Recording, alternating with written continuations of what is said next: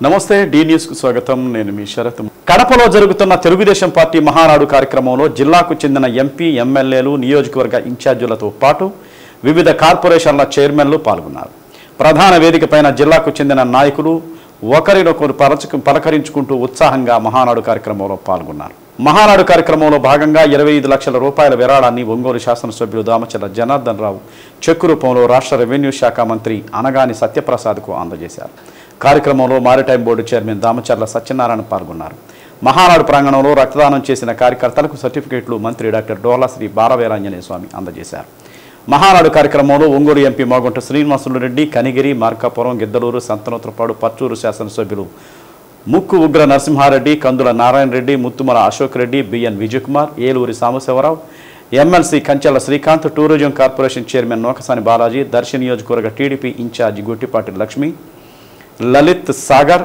గూడూరు ఎరిక్షన్ బాబు పాల్గొన్నారు వీరితో పాటు జిల్లా తెలుగుదేశం పార్టీ శ్రేణులు పెద్ద ఎత్తున పాల్గొన్నారు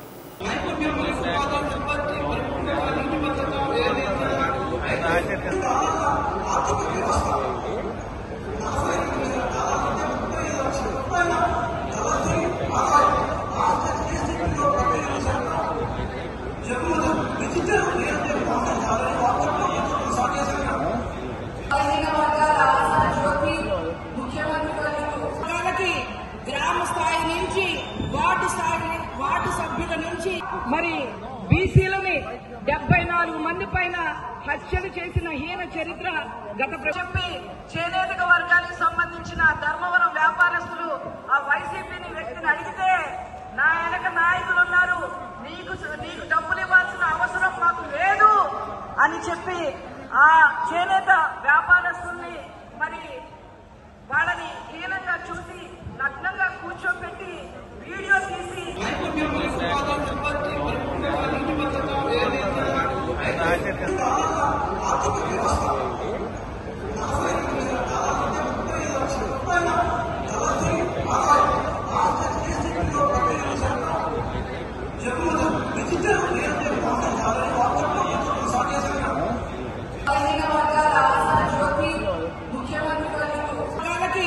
గ్రామ స్థాయి నుంచి వార్డు సభ్యుల నుంచి ఎంపీగా నేను మనవి చేస్తా ఉన్నాను స్వర్గీయ నందమూరి తారక రామారావు గారు వేసిన బీసీ వర్గాల విత్తనాన్ని మొక్కగా కాపాడుకుంటూ ఒక వృక్షంగా మార్చి ఈరోజు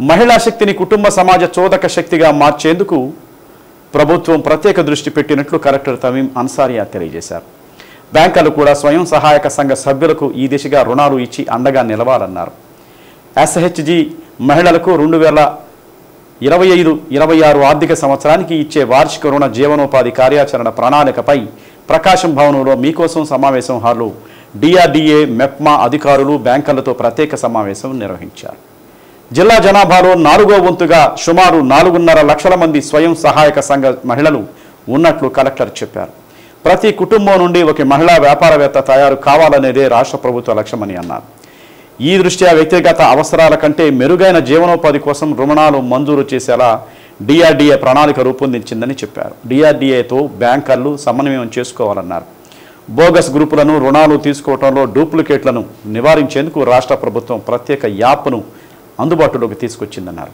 ఎల్డీఎం రమేష్ మాట్లాడుతూ త్వరగా సబ్సిడీ క్రెడిట్ అయ్యేలా పిఎంఎఫ్ఎంఈ పథకం కింద యూనిట్ల ఏర్పాటుకు ప్రాధాన్యత ఇవ్వాలని డిఆర్డీఏ అధికారులకు సూచించారు డిఆర్డీఏ పీడీ నారాయణ మాట్లాడుతూ ఎస్హెచ్జి మహిళలకు ఇచ్చే వ్యక్తిగత రుణాలకు డిఆర్డీఏ షూరిటీ ఇస్తుందని అన్నారు లబ్ధిదారుల రుణాలు తిరిగి చెల్లించే విషయంలో బ్యాంకర్లు ఆందోళన చెందాల్సిన అవసరం లేదని పీడీ భరోసా ఇచ్చారు కొత్త యూనిట్ల ఏర్పాటు కోసం మంజూరైన రుణాలు చెక్కులను ఈ సందర్భంగా లబ్ధిదారులకు కలెక్టర్ అందజేశారు 2025-26 ఆర్థిక సంవత్సర వార్షిక రుణ ప్రణాళిక పోస్టర్ను కలెక్టర్ అధికారులు బ్యాంకర్లు ఆవిష్కరించారు సమావేశంలో డిఆర్డీఏ అధికారులు మార్గదర్శకత్వం బ్యాంకర్ల ఆర్థిక సహాయంతో ఆర్థిక స్వావలంబన సాధించే పలువురు మహిళా వ్యాపారవేత్తలు ఈ సందర్భంగా తమ అనుభవాలను తెలియజేశారు కార్యక్రమంలో మెప్మా పీడీ శ్రీహరి డిఆర్డీఏ పీడీఎంలు ఏపీఎంలు వివిధ బ్యాంకుల అధికారులు పాల్గొన్నారు 50,000 members self help group members ఉన్నారు. అంటే ఇది 1/4 ఆఫ్ డిస్ట్రిక్ట్ పాపులేషన్. సో మనకు 22 lakhs ఉంటే మనకు దాదాపు 5 lakhs members self help group members ఉన్నారు. So this is one of the strongest social capital. Prakasam జిల్లాలో సెల్ఫ్ హెల్ప్ గ్రూప్ మెంబర్స్ మిగతా డిస్ట్రిక్ట్స్ కంటే యాక్టివ్గా ఉన్నారు కాబట్టి ఇప్పుడు మనకు యోగా ఆంధ్ర ప్రోగ్రాంలో కూడా సెల్ఫ్ హెల్ప్ గ్రూప్ మెంబర్స్ని ప్రతి ఒక్క డిస్ట్రిక్ట్ కూడా ఒక థీమ్ ఇవ్వడం జరిగింది. మనకు సెల్ఫ్ హెల్ప్ గ్రూప్ మెంబర్స్తో యోగా చేయడానికి థీమ్ ఇవ్వడం జరిగింది. ఇప్పుడు సెల్ఫ్ హెల్ప్ గ్రూప్ మెంబర్స్ ఒక 5 మెంబర్స్ ఇక్కడ మాట్లాడారు.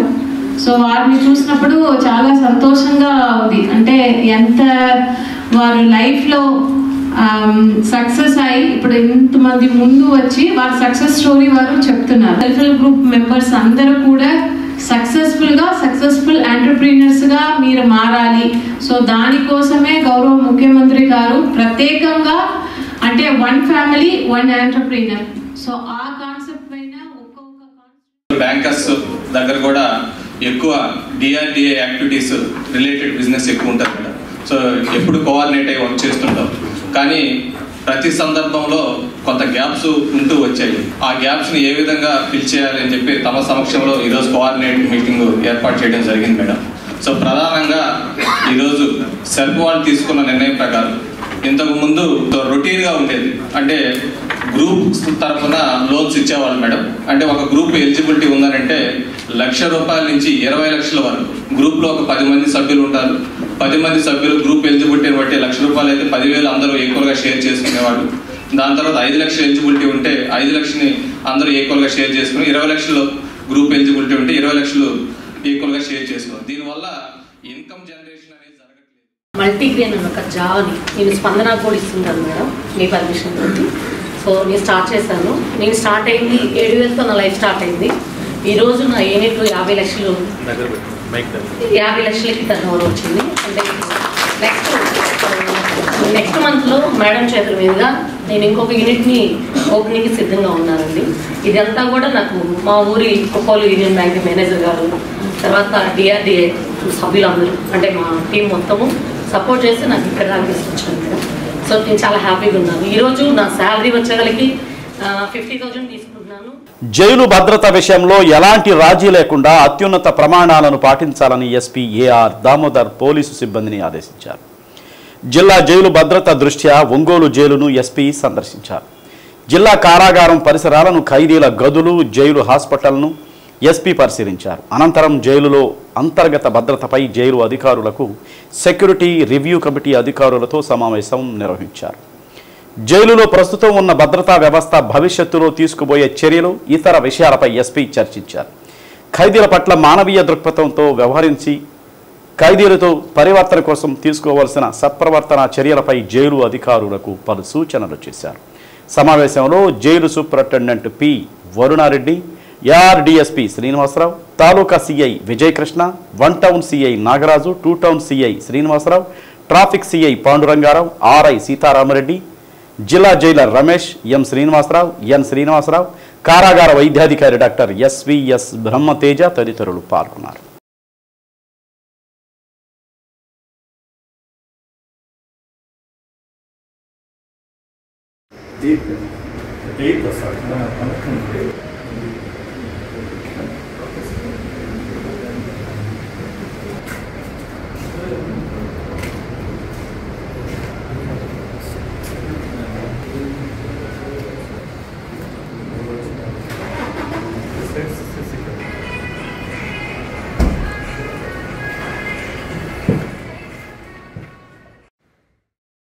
గృహ నిర్మాణానికి ఇచ్చే ఆర్థిక సాయంతో గృహాలు నిర్మించుకోలేకపోతున్నారనే ఉద్దేశంతో ప్రభుత్వం ఎస్సీ, ఎస్టీ, బీసీలకు అదనపు ఆర్థిక సాయం అందజేస్తున్నారని, ఇప్పుడు ప్రభుత్వం ఇచ్చే తోడ్పాటుతో గృహాలు నిర్మించుకోలేకపోతే ఇంకా ఎప్పటికీ ఆయా వర్గాలు గృహాలు నిర్మించుకోలేవని, ఆ దిశగా ఆయా వర్గాల్లో అవగాహన కల్పించి గృహ నిర్మాణాలు వేగవంతంగా నిర్మించాలని హౌసింగ్ పీడీ శ్రీనివాస్ ప్రసాద్ తెలియజేశారు.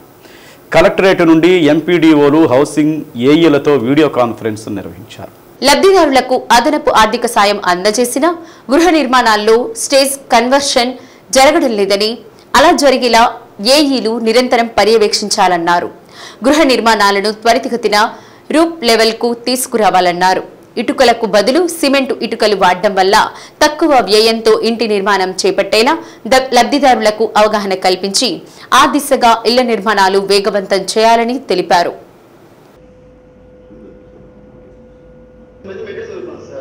మెటీరియల్ దొరుకుంటే కాదు కదా, మనకి వాళ్ళు ఏదో ఒక స్టేజ్కి కన్వర్షన్ అవ్వాలి. ఇప్పుడు రూఫ్ లెవెల్లో ఉన్నాయి హౌసెస్, ఎస్సీ ఎస్టీ మనకి బీసీ ఎక్స్ట్రా డబ్బులు ఉన్నాయి కాబట్టి వాటిని పెట్టి స్లాబ్లు వేసి కంప్లీషన్ చేయొచ్చు. మనకి 50,000 ఉన్నాయి, మామూలు రెగ్యులర్ అమౌంట్ 1,80,000 రూపాయల్లో కూడా మనకి బ్యాలెన్స్ అమౌంట్ ఇస్తారు. ఆ బ్యాలెన్స్ అమౌంట్ ఇది పెట్టి ఖచ్చితంగా మనం కంప్లీట్ చేయించవచ్చు. అదేవిధంగా బేస్మెంట్ లెవెల్లో ఉండేవి కూడా ఎస్టీసీ అయితే మనం ఇచ్చే డబ్బులతో సిమెంట్ రాళ్ళు తీసుకొచ్చి ఒక 1000 బేస్మెంట్ లెవెల్ అంటే 1,000 బ్లాక్స్ అయితే 1,200, 1000 నుంచి 1,200 రాళ్ళు సిమెంట్ రాళ్ళు పెట్టి తోలిచ్చి చేసుకుంటే మనం ఫస్ట్ ఇచ్చే ఏఎఫ్ఏ డబ్బులతో 22,500తో సిమెంట్ రాళ్ళు వస్తాయి. తర్వాత మనం రూప్ లెవెల్ కట్టుకుంటే వాళ్ళకి మళ్ళీ ఇంకో 22,500 వస్తుంది. ఆ 22,500 పెట్టేసేసి సిమెంట్ రాళ్ళు తోలించడం కానీ దారబంధాలు కిటికీలు పెట్టించి వాళ్ళు బేదారు కూలీ కూడా ఇచ్చి మనమే ఆ ఇల్లు అనేది రూప్ లెవెల్కి తీసుకురావచ్చు. అట్లా మీరు యాక్టివ్గా ఇనిషియేట్ చేసుకుంటేనే ఈ ఇల్లు అవుతాయి. లేకపోతే బెనిఫిషరీస్ని చుట్టూ తిరిగి కట్టుకోండి అని అంటే వాళ్ళు భయపడిపోతుంటారు. ఎందుకంటే మేస్త్రీని అడిగితే వాళ్ళు రూఫ్ లెవెల్ కట్టాలంటే ₹1,00,000 అవుతాయి లేదా 2 లక్షలు అవుతాయని చెప్పి చెప్పడం జరుగుతుంది. వాళ్ళని కంట్రీ బ్రిక్స్ జోలికి పోవద్దు. కంట్రీ బ్రిక్స్కి వెళ్తే చాలా కాస్ట్ అయిపోతుంది. శాండ్ సిమెంట్ బ్లాక్స్ ఉపయోగించేటట్టు వాళ్ళు మొబిలైజ్ చేయండి. ఒక ఇంటికి ఒక 1,000-1,200 రాళ్ళు తొలిచ్చామంటే ఖచ్చితంగా ఒక ఎఫ్టీఓతో వాళ్ళు ఇంటికి సరిపడే రాళ్ళు వస్తాయి. ఇంకో ఎఫ్టీఓతో వాళ్ళు బేల్దార్ కూలీ కానీ సిమెంట్ డోర్ ఫ్రేమ్స్ పెట్టించండి, విండో ఫ్రేమ్స్ అవి కూడా సిమెంట్ పెట్టించి కట్టించండి. ఆ విధంగా మీరు ఇనిషియేట్ తీసుకోకపోతే మీరు అచీవ్ కాలేరు. ఇంకా 41 పెండెన్స్ ఉన్నాయంటే 37 పెండెన్స్ ఉన్నాయంటే చాలా ఎక్కువ పెండెన్సీ ఉంది మీ దగ్గర.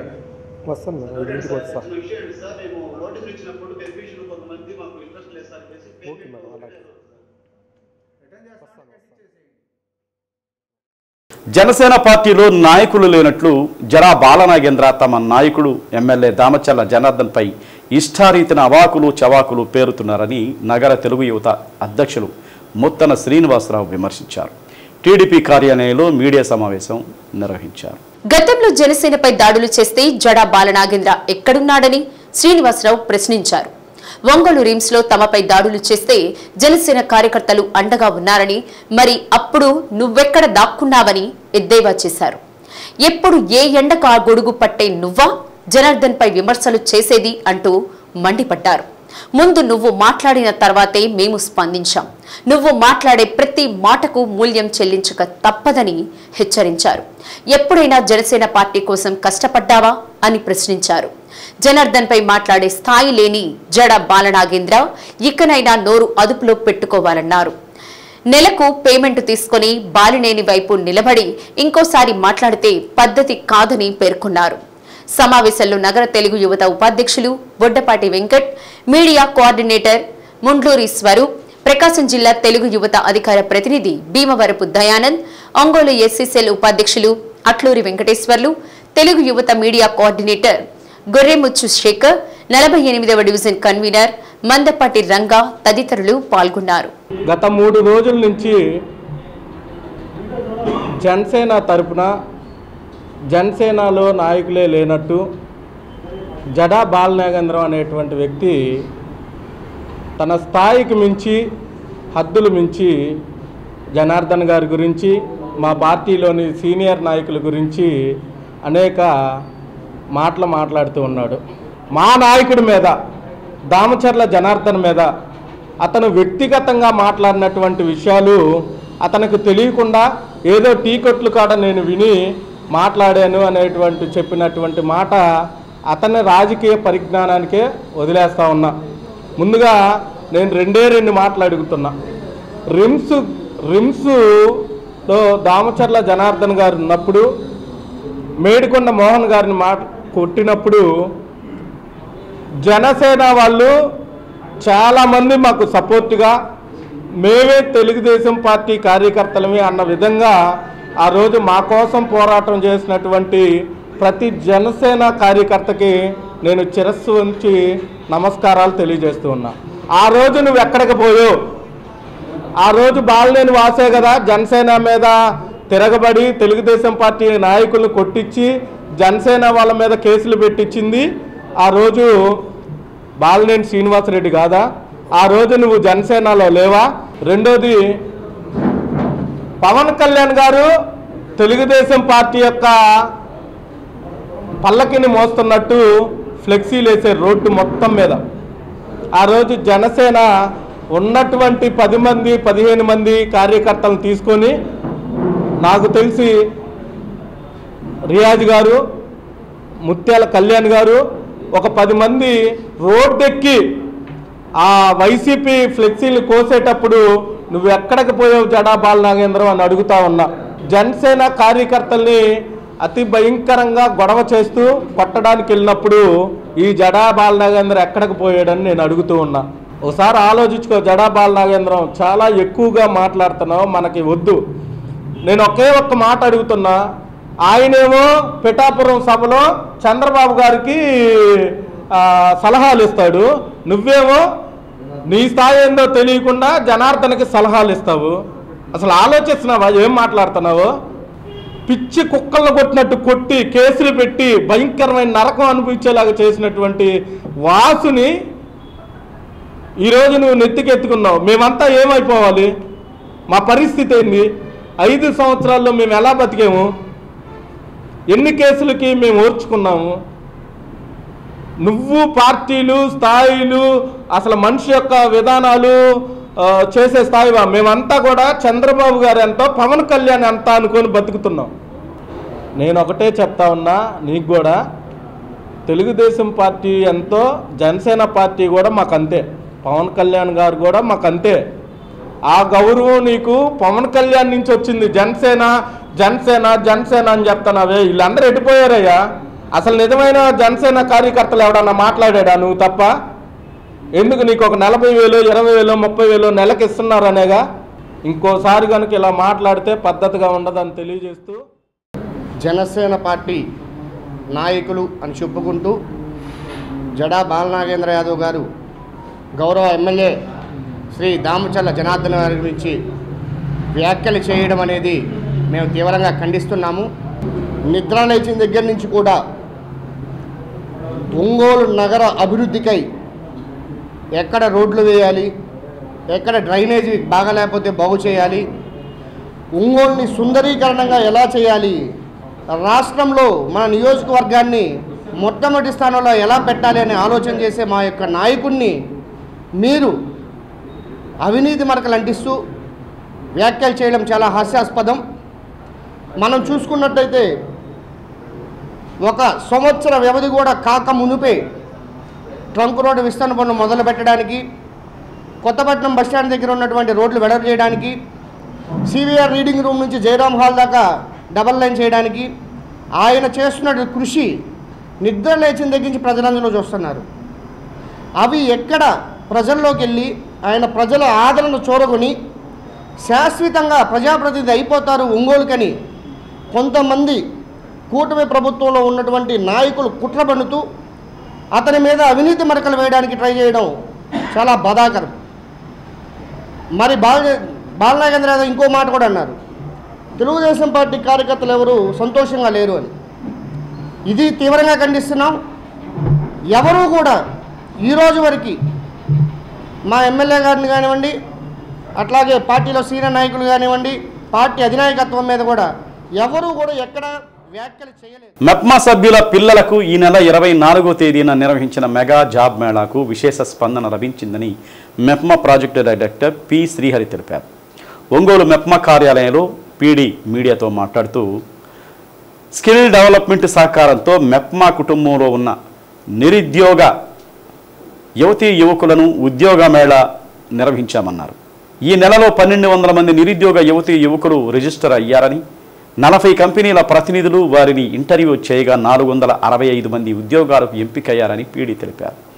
వారికి విడతల వారీగా ఒక్కొక్క కంపెనీ నుండి అపాయింట్మెంట్ ఆర్డర్స్ అందిస్తున్నారని తెలిపారు. రాష్ట్రంలో మొట్టమొదటిసారిగా ఒంగోలు మెప్మా ఆధ్వర్యంలో నిర్వహించిన జాబ్ మేళాలో విశేష స్పందన లభించడం జరిగిందని అన్నారు. ఉద్యోగం రాని వారికి త్వరలో స్కిల్ డెవలప్మెంట్ ద్వారా శిక్షణ ఇచ్చి మళ్లీ వారికి ఉద్యోగాలు వచ్చేందుకు ప్రయత్నం చేస్తామని చెప్పారు. అందరికీ నమస్కారం. ప్రకాశం జిల్లా మెప్మా సంస్థ ఆధ్వర్యంలో స్కిల్ డెవలప్మెంట్ కార్పొరేషన్ వారి సహకారంతో ఈ నెల 24 తేదీన ఒంగోలు నగరం ముందు మెప్మా కుటుంబ సభ్యులకు మెగా జాబ్ మేళా నిర్వహించడం జరిగినది. ఈ మెగా జాబ్ మేళాకి సుమారు 40 కంపెనీల ప్రతినిధులు హాజరైనారు. ఈ జాబ్ మేళాకు వచ్చినటువంటి నిరుద్యోగ యువకులు 1289 మంది రిజిస్టర్ కాబడి ఇంటర్వ్యూకి హాజరైనారు. ఇంటర్వ్యూకి హాజరైన వారందరిలో 465 మంది ఎంపికైనారు. వీరికి విడతల వారీగా పోస్టింగ్ ఆర్డర్స్ ఇస్తున్నారు. గౌరవ ప్రజాప్రతినిధుల వారి సహకారంతో మరియు జిల్లా కలెక్టర్ గారి సహకారంతో రాష్ట్ర అధికారుల సహకారంతో రాష్ట్రంలోనే మొట్టమొదటిసారిగా ప్రకాశం జిల్లా మెప్మా సంస్థ పొదుపు పిల్లలకు జాబ్ మేళా నిర్వహించడం జరిగింది. దానికి విశేష స్పందన లభించినది.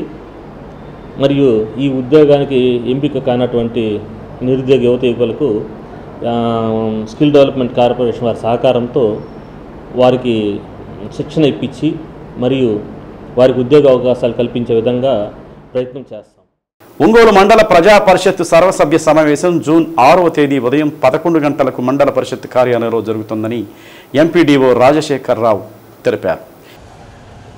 ఎంపీడీఓ కార్యాలయంలో ఆయన మీడియాతో మాట్లాడుతూ మండల ప్రజా పరిషత్ అధ్యక్షులు పి మల్లికార్జున రెడ్డి అధ్యక్షతన జరిగే సమావేశానికి జడ్పీటీసీ, ఎంపీటీసీ, పంచాయతీ సర్పంచులు, కోఆప్షన్ సభ్యులు సకాలంలో హాజరు కావాలన్నారు. మండల పరిధిలో ఉన్నటువంటి అన్ని శాఖలపై సమీక్ష జరుగుతుందని, మండల స్థాయి అధికారులు అందరూ కూడా సకాలంలో హాజరై సమావేశాన్ని విజయవంతం చేయాలని కోరారు.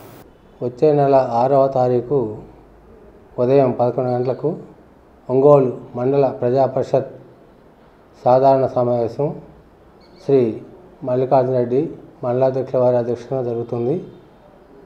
ఈ యొక్క సమావేశానికి అందరూ ఎంపీటీసీ సభ్యులు మరియు జడ్పీటీసీ సభ్యుల వారు, అలాగే అందరు సర్పంచులు, అలాగనే మండల కోఆప్షన్ సభ్యులు మరియు గౌరవ మన ఒంగోలు ఎమ్మెల్యే గారు, అలానే ఎంపీ గారు అందరూ కూడా ఈ సమావేశానికి హాజరవుతారు. ఈ సమావేశంలో అన్ని శాఖల మండల స్థాయి అధికారులందరూ కూడా పాల్గొని వారి యొక్క డిపార్ట్మెంట్ల వారీగా సమీక్ష నిర్వహించడం జరుగుతుంది.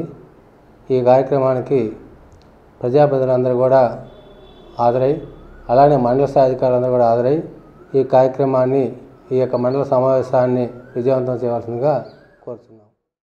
రాష్ట్రంలో భారత రాజ్యాంగం కాకుండా రెడ్ బుక్ రాజ్యాంగం పక్కాగా పోలీసులు అమలు చేస్తున్నారని, అందుకు తెనాలిలో మైనారిటీ దళిత యువకులపై జరిగిన అమానుష ఘటనే ఇందుకు తార్కాణం అని మాజీ మంత్రి ఆదిమూలపు సురేష్ ఆవేదన వ్యక్తం చేశారు. వైసీపీ కార్యాలయంలో మీడియా సమావేశం నిర్వహించారు.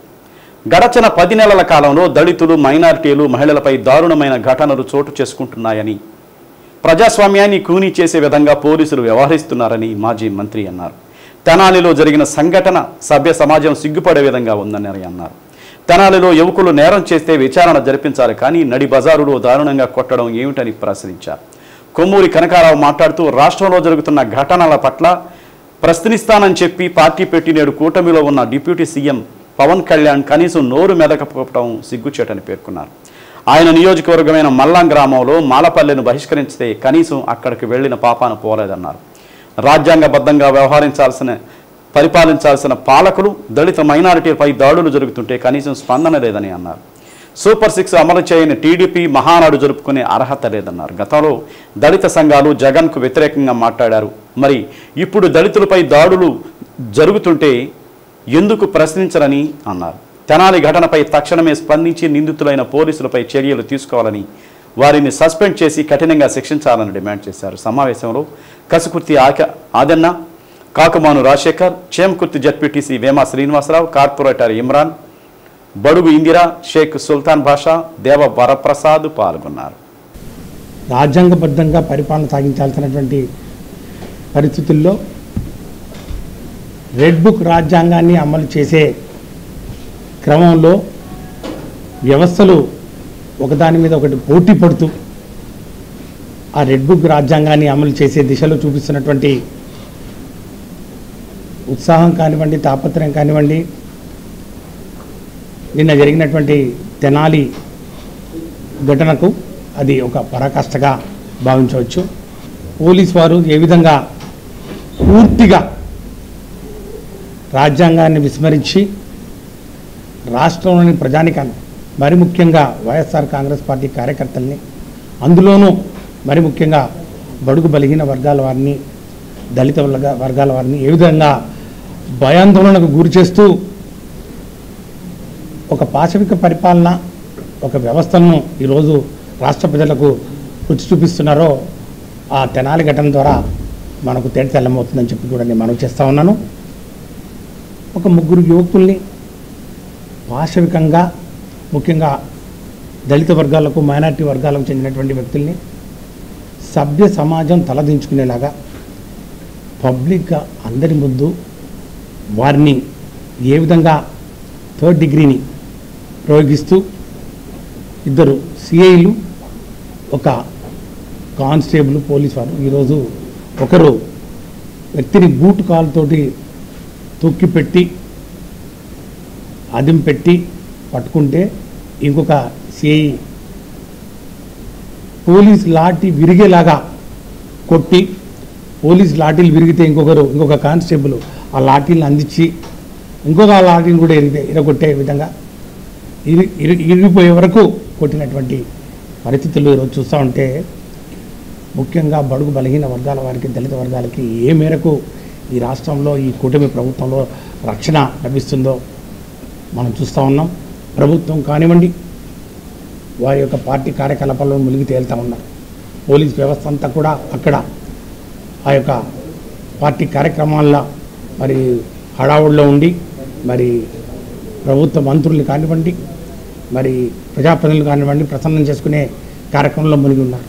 ఈరోజు సాక్షాత్తు రాష్ట్ర మంత్రివర్గ సివిల్ సప్లైస్ మినిస్టర్ గారి కాన్స్టిట్యున్సీలో ఈ విధంగా దళితుల మీద దాడి చేయడం అనేది ఏదైనా కారణం కావచ్చు. వాళ్ళు ఏదైనా తప్పు చేసి ఉండొచ్చు, లేకపోతే ఇంకోటి చేసి ఉండొచ్చు, వారి మీద కేసు ఉండొచ్చు, లేకపోతే రిమాండ్లో ఉన్నటువంటి వ్యక్తుల మీద ఈ విధంగా దాడి చేస్తూ వైఎస్ఆర్ కాంగ్రెస్ పార్టీ జిల్లా అధ్యక్షులు కాకాని గోవర్ధన్ రెడ్డి గారిని మరి అక్రమ అరెస్టులు, ఆయన మీద బనాయించినటువంటి అక్రమ కేసుల మీద పుంకాలుగా పీజీలుగా కొద్దీ మరి కథనాలు రాయడం తప్ప వాస్తవాలు మరి ఈరోజు ఈ సంఘటనల మీద ఎక్కడ కూడా ఎల్లో పత్రికలు స్పందించినటువంటి దాఖలాలు లేవని చెప్పి కూడా తెలియజేస్తూ ఖచ్చితంగా వీరికి న్యాయం జరగాలి. ఈ తప్పు చేసిన వారి మీద మరి ఖచ్చితంగా చర్యలు తీసుకునేంత వరకు వైఎస్ఆర్ కాంగ్రెస్ పార్టీ పోరాటం చేస్తుంది.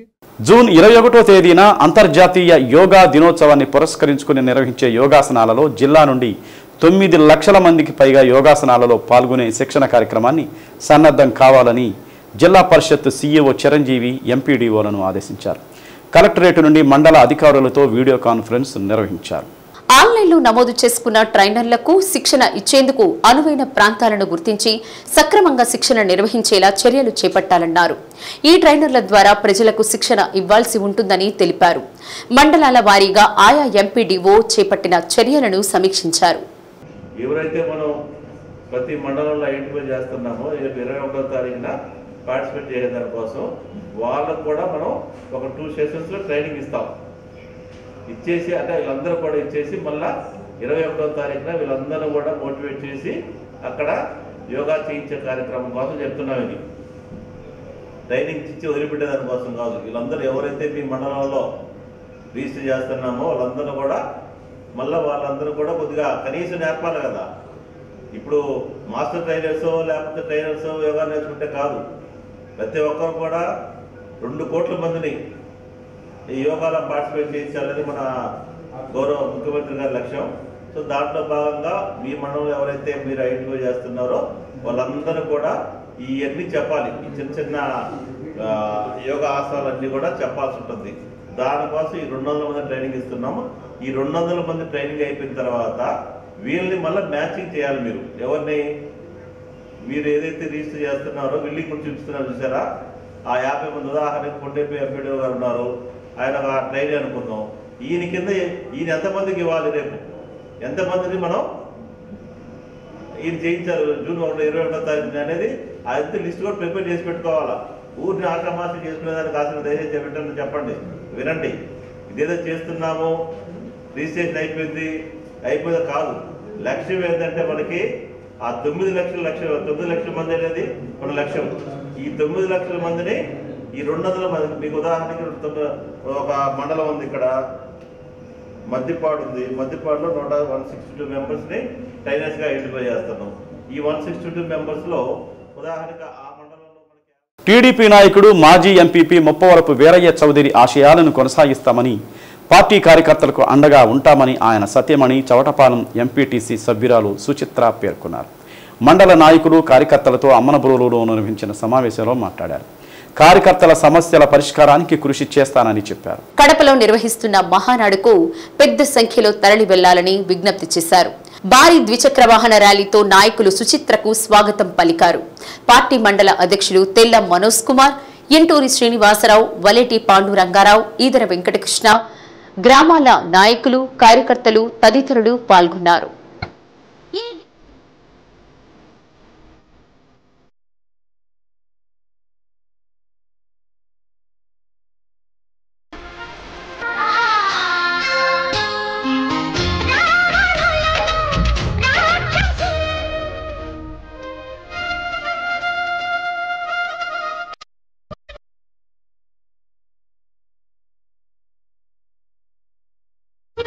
వీరయ్య చౌదరి గారి అభిమానులకు, తెలుగుదేశం పార్టీ కార్యకర్తలకు అందరికీ నా వందనం.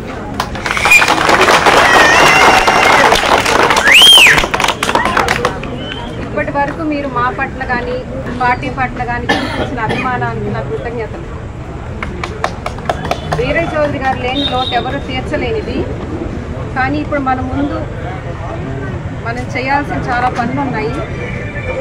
మన గౌరవనీయులైన చంద్రబాబు నాయుడు గారి పిలుపు, ప్లస్ యువనేత లోకేష్ అన్న గారి పిలుపుని, ఎమ్మెల్యే గారు విజయ్ కుమార్ గారి పిలుపుని తీసుకొని మనం కడపలో జరుగుతున్న మహానాడు కార్యక్రమానికి తప్పకుండా అందరూ మన మండలం తరఫు నుంచి అందరూ వెళ్ళాలి.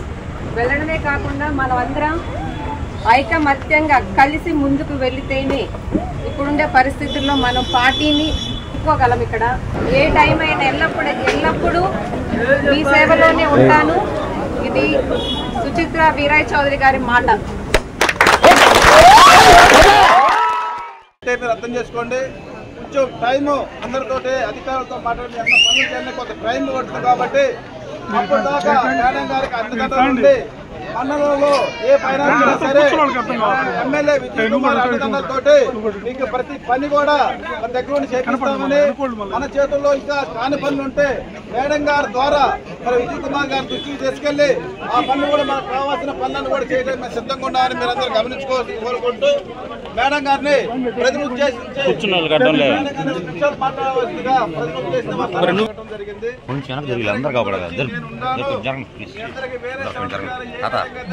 రాజకీయ ప్రస్థానం మొదలైందో, ఎక్కడైతే ఆగిందో అక్కడి నుంచే మొదలు పెడతానని మేడం గారు అదేవిధంగా మనం చేసే ప్రతి పనుల్లో మేడం గారికి పార్టీ విషయంలో కానీ ఏ విషయంలో మనం సపోర్ట్ ఉండాలి, ఏ విషయంలో కూడా తగ్గకూడదు. ఇక్కడ ఇంకా పౌరుషంగా ఎవరైతే విర్రవేగారో వాళ్ళకి తగిన గురుపాఠం చెప్పాలంటే మేడం గారు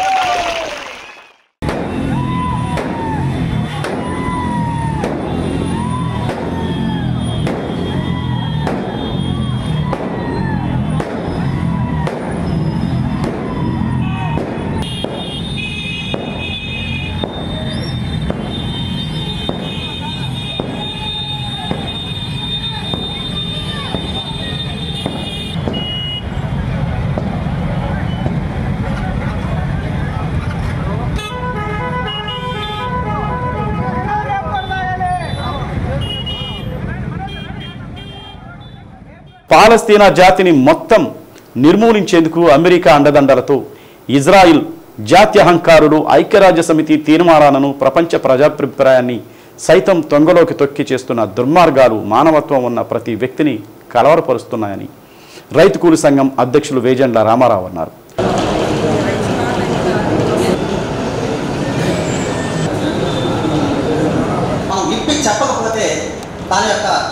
ఒంగోలు మల్లయ్యరంగం భవనంలో గాజాపై ఇజ్రాయెల్ దాడుల నేపథ్యంలో ఏపీ రైతు కూలి సంఘం ముద్రించిన పాలస్తీనా ముఖచిత్రం పుస్తకాన్ని ఆవిష్కరించారు.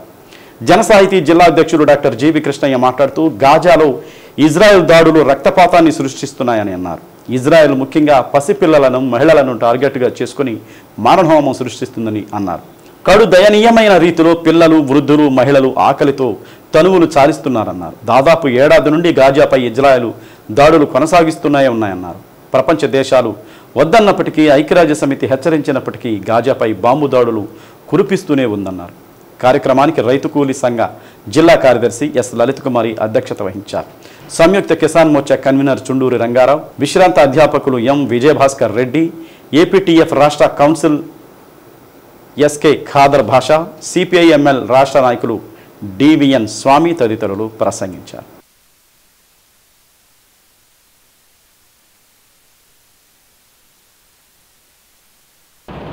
అక్టోబర్ 7వ తేదీ నుంచి ఇజ్రాయెల్ హమాస్ సంస్థ దాడులు చేస్తుంది ఇజ్రాయెల్ మీద.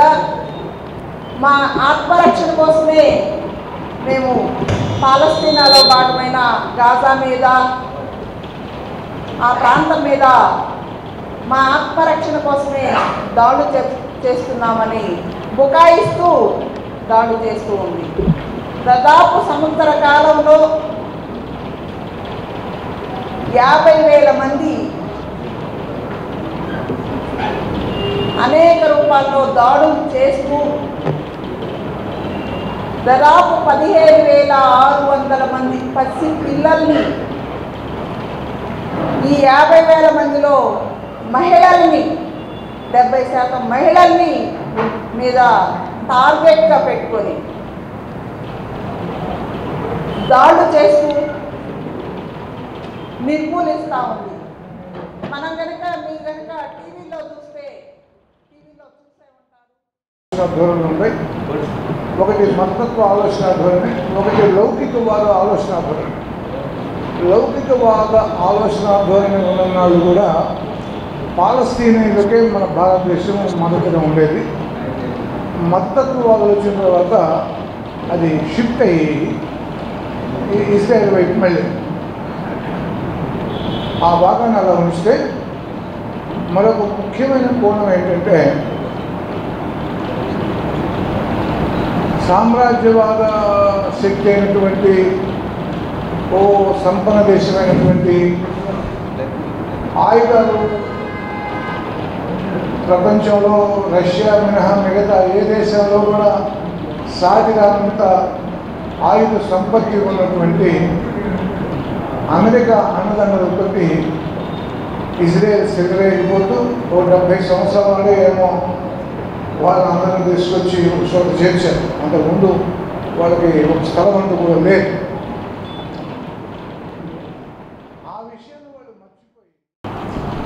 1948 ముందు ప్రపంచ పటంలో లేనటువంటి ఇజ్రాయెల్ అనే ఒక దేశాన్ని సృష్టి జరిగింది.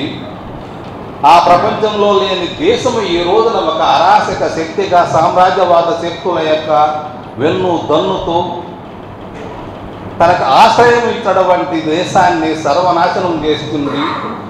ఏమాత్రం మానవత్వం లేక ప్రవర్తిస్తున్నటువంటి ఒక దేశాన్ని గురించి మనం మాట్లాడుకుంటున్నాం.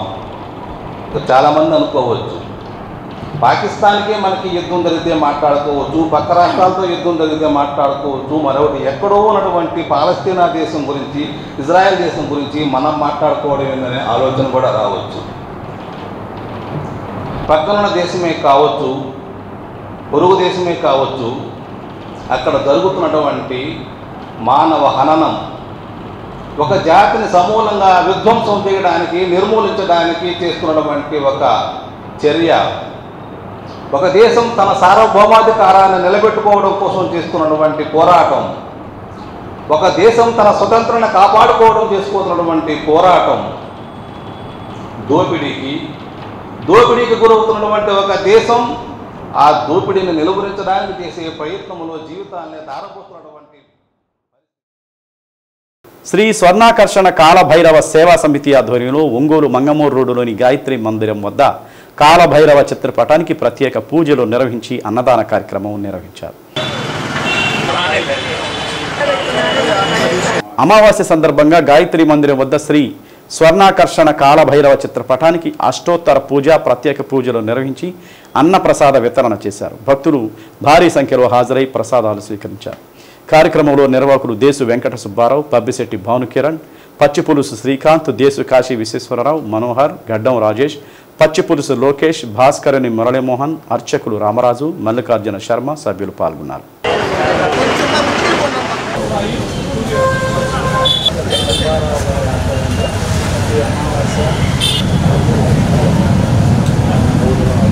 జై ప్రసన్న కాలభైరవ స్వామికి, జై ప్రసన్న కాలభైరవ స్వామి.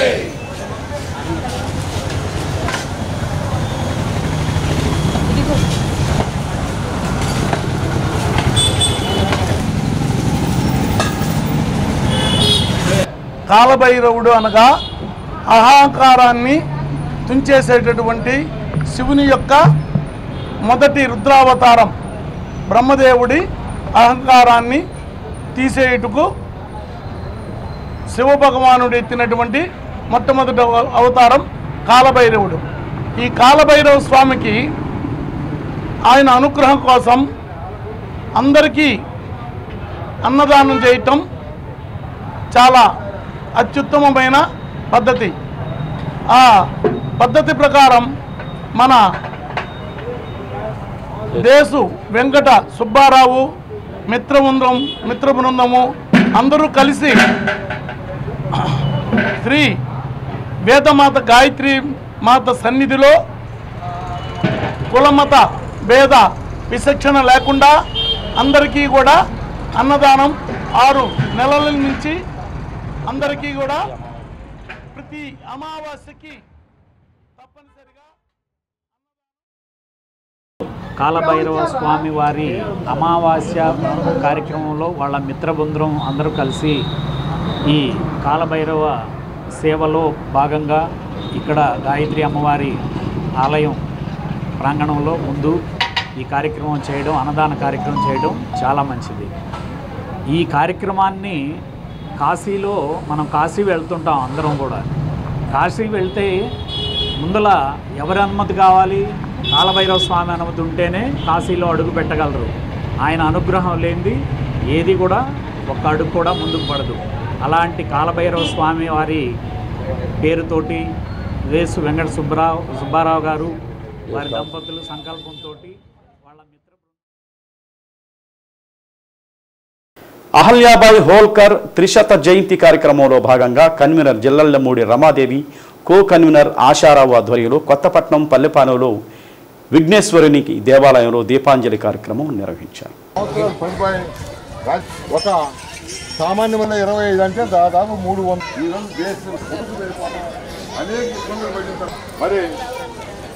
రాష్ట్ర మహిళా కార్యదర్శి రాజేశ్వరి, విఎస్ సావర్కర్, లక్ష్మి, బీజేపీ జిల్లా అధ్యక్షుడు సెగం శ్రీనివాస్, మాజీ అధ్యక్షుడు పివి శివారెడ్డి, యోగయ్య యాదవ్, అమరసింహం, మండల అధ్యక్షుడు యలమంద, దండు శ్రీను, రాధాకృష్ణ, సుధాకర్, వంశీ, గోపి తదితరులు పాల్గొన్నారు. అహల్యాబాయిని ఆదర్శంగా తీసుకుని సముద్ర తీరంలో ఉన్న విఘ్నేశ్వరుని దేవాలయాన్ని పునర్నిర్మాణం చేస్తామని జిల్లెళ్లమూడి రమాదేవి తెలిపారు.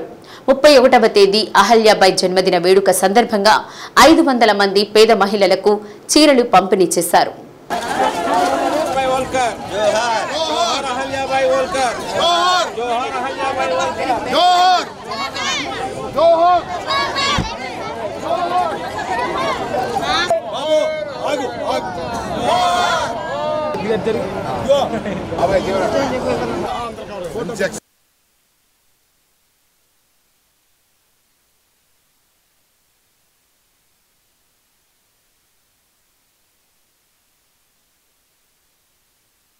అహల్యాబాయి హోల్కర్ మే 31వ తేదీ త్రిశత జయంతి వేడుకను పునస్కరించుకొని కొత్తపట్నం మండలం పల్లెపాలెంలో సముద్రం బీచ్ దగ్గర అహల్యాబాయి హోల్కర్ గారికి నివాళులు అర్పిస్తూ దీపాంజలి ఘటించి దీపాలని సముద్రంలో వదిలే కార్యక్రమము, అలాగే వారి పేరుతోటి ఇక్కడ ఉన్న పేద మహిళలకు చేనేత వస్త్రములు ఆ రోజుల్లో ఆవిడ చేనేత పరిశ్రమలు నెలకొల్పారు కాబట్టి ఆవిడ జ్ఞాపకార్థంగా పేదలకు చేనేత వస్త్రములు పంపిణీ కార్యక్రమము, అంతేకాకుండా ఇక్కడ బీచ్ ఒడ్డున ఉన్నటువంటి ఈ వినాయకుడు టెంపుల్ని మేము బీజేపీ పార్టీ తరపు నుంచి పునర్నిర్మాణం చేయించదలుచుకున్నాము. ఆవిడ అహల్యాబాయి హోల్కర్ గారిని ఆదర్శంగా తీసుకొని ఆవిడ దాదాపు 400 గుళ్ళు పునర్నిర్మించారు. ఆవిడని ఆదర్శంగా తీసుకొని ఏదో మాకు తోచినంత వరకు మేము ఈ గుడిని పునర్నిర్మాణం చేద్దామని నిర్ణయించుకున్నాము. ఈ కార్యక్రమానికి మా బీజేపీ నుంచి వచ్చిన పెద్దలందరికీ, నన్ను నమ్ముకొని వచ్చిన కొత్తపట్నం వాసి జనాలందరికీ నేను చాలా కృతజ్ఞతలు చెప్పుకుంటున్నాను. ఈ కార్యక్రమాన్ని ఇంతగా సక్సెస్ చేసిన వాళ్ళందరికీ పేరు పేరున నా ధన్యవాదం. అంటే మహిళలకి ఏదైనా అత్యవసరమైంది, ఆ రోజుల్లో భర్త చనిపోయి వేరే ఏ ఇది లేనప్పుడు ఆ చీరనైనా కాల్చి అమ్మి పిల్లల్ని బతికించుకోవడానికి ఉంటుందనే ఉద్దేశంతో ఆవిడ అలా చీరలు నేయించి ఇవ్వడం జరిగింది. కాబట్టి ఆ రోజు ఆ తల్లి చేసినటువంటి ఆ కార్యక్రమానికి ఈరోజు మా ఇద్దరు మహిళామణులు రమాదేవి గారు మరియు ఆశారావు గారు ఇద్దరు కూడా ముందుకొచ్చి ఇక్కడున్న పేద ప్రజలందరికీ ఈ ఏం పాలెం అంటారమ్మా, పల్లెపాలెం గ్రామ వాస్తవ్యులందరికీ కూడా వారికి చేనేత వస్త్రాలని ఇవ్వడం జరుగుతోంది. ఇది నిజంగా చాలా సుదినం. అటువంటి ఆలోచన వారికి రావడమే నిజంగా గొప్ప విషయం. కాబట్టి మీరు అందరూ కూడా ఓపికగా ఉండి ఈరోజు ఈ కార్యక్రమాన్ని జయప్రదం చేశారు. అలాగే మరొక విషయం కూడా చెప్పారు మన ఆశారావు గారు. ఇక్కడ ఉన్నటువంటి ఆవిడ 400 దేవాలయాలను పునర్నిర్మిస్తే కనీసం వారి అడుగుజాడల్లో 300 శత జయంతి అహల్యాబాయి హోల్కర్ సంబంధించినటువంటి దేశవ్యాప్తంగా భారతీయ జనతా పార్టీ ఒక ఆదర్శంగా తీసుకొని ఏ పరిపాలన అయితే ప్రజారంజకంగా ప్రజలకు దగ్గరగా ప్రజలలో చైతన్యం చేస్తూ ప్రజల్లో దేశం పట్ల సమాజం పట్ల అవగాహన కలిగిస్తున్నదో అటువంటి పుణ్య పురుషార్థులు ఎవరైతే ఉన్నారో వాళ్ళందరినీ కూడా స్మరిస్తూ వాళ్ళకి జయంతులను నిర్వహిస్తూ వాళ్ళు ఏ కార్యక్రమాలు అయితే చేశారో ఆ కార్యక్రమాల్ని ప్రభుత్వ విధానాల్లో భాగంగా మోడీ ప్రభుత్వం గారు దాన్ని ఆచరిస్తూ ఏదైతే మనం కోల్పోయినటువంటి విలువలు ఏవైతే ఉన్నాయో అవి తిరిగి పునర్నిర్మించడంతో పాటు దేశభక్తి, ఆర్థిక శక్తి, సామాజిక చైతన్యము ఈ అంశాలని ప్రజల్లో తీసుకుపోయేదానికోసంగా ఈ అహల్యాబాయి హోల్కర్ని కార్యక్రమాన్ని వాడవాడలా వీధి వీధులా ప్రతి దగ్గర కూడా ఆమె యొక్క చరిత్రను చెప్తూ ఆమె చేసినటువంటి చైతన్యవంతమైన సమాజ నిర్మాణాన్ని గురించి చెప్తూ ఆ రకంగా సమాజాన్ని దేశభక్తి పరంగా సమాజ చైతన్యవంతం చేసేటువంటి కార్యక్రమం చేస్తున్నారు. నాగులపులపాడు మండలం ఉప్పుగుండూరు గ్రంథాలయంలో వేసవి విజ్ఞాన తరగతుల్లో భాగంగా విద్యార్థులకు ఆటల పోటీలు నిర్వహించారు. ఈ సందర్భంగా గ్రంథపాలకుడు ఏ ప్రసాద్ మాట్లాడుతూ విద్యార్థులు ఆనందకరమైన ఆటపాటలతో రాణించాలన్నారు. ఆటలతో మెదడు చురుగ్గా పనిచేస్తుందన్నారు. కార్యక్రమంలో ఉపాధ్యాయులు శామ్యూల్ జి శ్రీనివాసరావు పాల్గొన్నారు.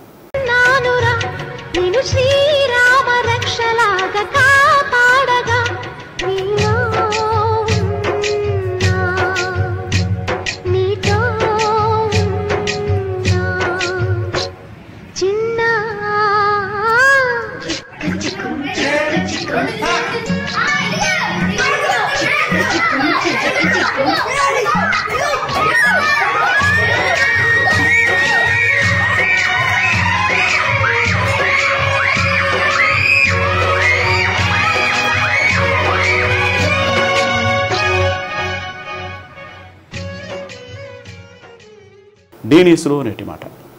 ఆశకు అంతం ఉండదు, పైసాకు పద్ధతి ఉండదు. ఈ రెండిటి వెనకాల పరిగెత్తేవాడికి మనశ్శాంతి ఉండదు. డీ న్యూస్ ఇంతటితో సమాప్తం. తిరిగి మరో బులెటిన్లో కలుసుకుందాం. అంతవరకు కీప్ వాచింగ్ డీ న్యూస్.